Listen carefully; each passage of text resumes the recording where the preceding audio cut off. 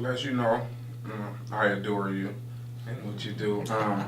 You Glad give to us thank I'm starting to. you give us great insight into what it really means to struggle through raising African American males. I mean, it's not an easy thing, but it's something that's necessary, It's something and that's we have to keep working necessary. on.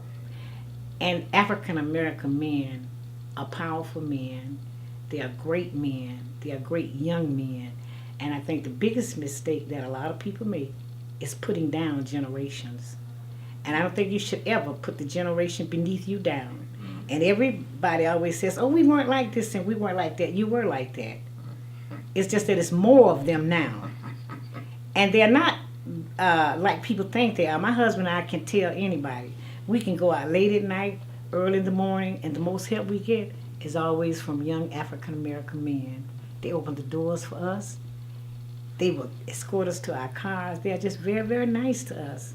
And the reason is because we treat them like they are decent human beings.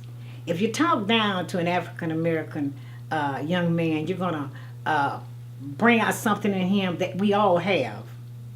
And it's not going to be very, very likable. If you set yourself above him, and sometimes it's not so much what you say, it's in your attitude, your tone of voice, the expression on your face, and they don't like it.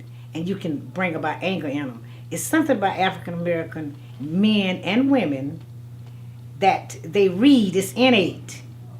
A teacher in a classroom can go in grinning all day long, but the kids know what they have. By the first 2 weeks of school, the African American child, be it a young man or a young woman, can tell what kind of teacher is standing before them. And they know how to treat that teacher.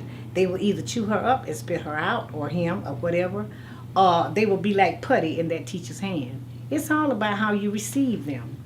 So I think the young men of today are just beautiful inside. They have a struggle because they're put down so often by people who don't understand them, don't try to understand them, don't have any